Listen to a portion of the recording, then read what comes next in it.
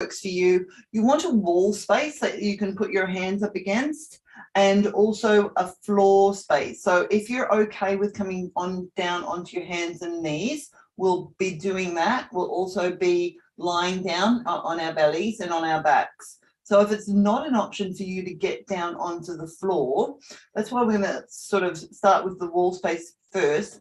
You'll have some options to be either using the wall standing or doing the exercise from a seated position on a chair. So I'll get up and down, giving you options for whatever works out best for you. So don't despair if you think you can't get down onto your hands and knees or you can't lie down on the floor. You'll be able to do some movements on the chair instead. So on that note, oh, I've also got a strap. So I'll be maybe using a strapping class today as well. It's just a simple yoga strap. You could use a scarf or a belt, a pair of tights, even a t-shirt or something. Just have that handy to the side. We won't be starting with that. And maybe, I didn't pop this in the lounge chat box area, maybe it's something like a bolster or some cushions or something. We'll be doing some, that's if you can get down onto the floor. We'll be doing some push-ups today. So by having a pillow or a bolster or something handy, it will lessen the range, right? It will make it a bit more manageable for you to be doing a push-up. Now, if you're not getting on the floor, we'll be just doing that against a wall. Oh, that was a mouthful. Let's get started. So I'm just going to start sitting here on the floor, like close to the camera. We're going to focus on the neck a little bit to begin with. You could be standing, you could be sitting on a chair. It doesn't really matter. So like I said, we're starting on the neck. So however you're comfortable to situate yourself. Oh, let me just take a breath. All we're going to do is just simply drop our head, like, as in like nod your head so your chin comes towards your chest. Let me turn side on.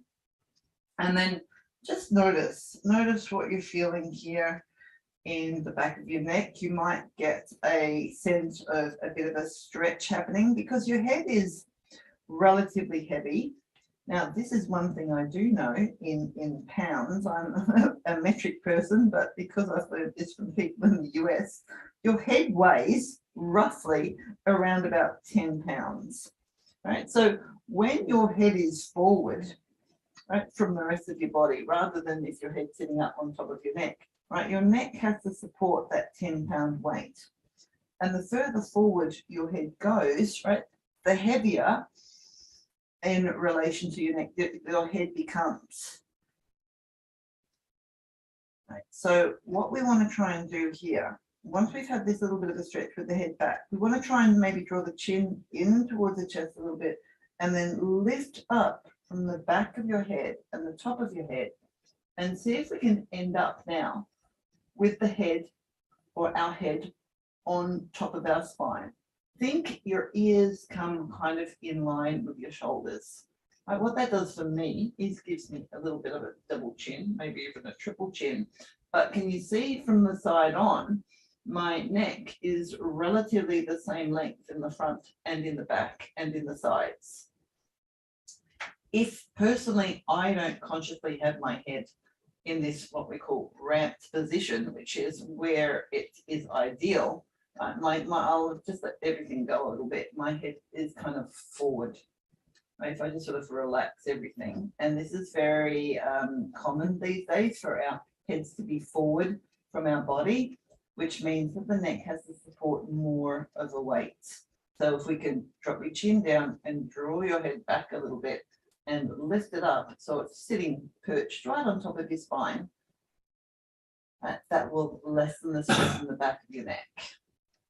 Now, obviously, it's not going to be there all day, every day, but we can play with it throughout the day to try and get this head on top of your spine position.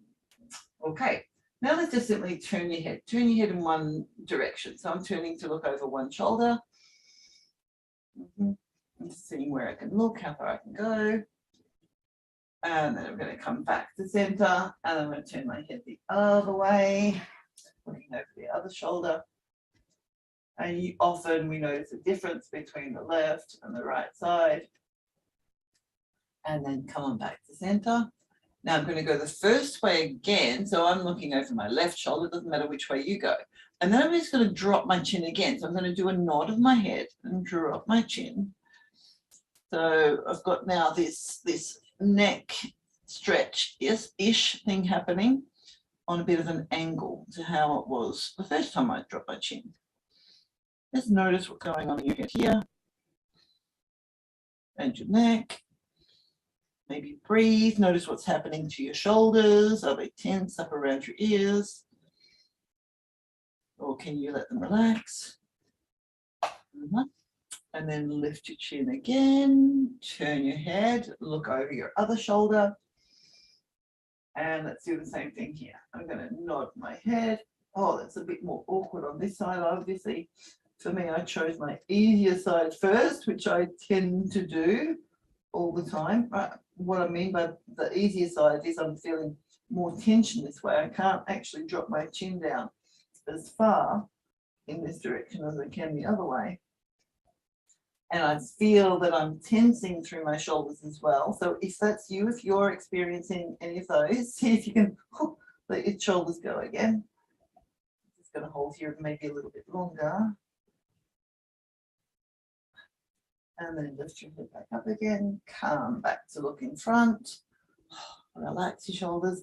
Let's do a little shoulder thing. Let's shrug them up around your ears. Create some tension here. Shrug, shrug, shrug, shrug, shrug. Up nice and high. And then just let them drop. And then shrug, shrug, shrug. Create as much tension as you can. Let them drop. And shrug again. And let them drop. Often in our body, we don't realize that we're holding on to tension. So a way to maybe get to know that a bit better is create more tension by doing something like this, shrugging. This is really tense in my shoulders, right? I'm creating a lot. And then I know the difference when I can let them go. There's a little tip. You can do that with all of your body parts. Okay, right, we had a little play there. Let's come into our hands and wrists. Can you get your thumbs on the inside of your hands and wrap your fingers around your thumbs? So you're creating some fists.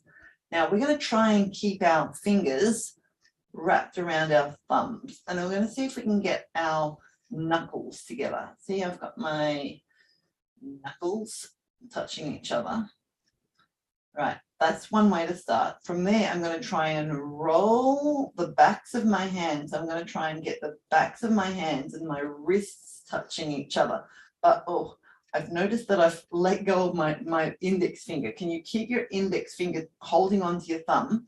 Do the best you can, and then try to get the backs of your hands and your wrists touching each other. Now, this is a big challenge for me. This is huge. I am really struggling, and I barely can't keep my index fingers together. And notice how my shoulders coming up around my ears. Yours might be the same. And if that's the case, can you let your shoulders relax a little bit more? Can you keep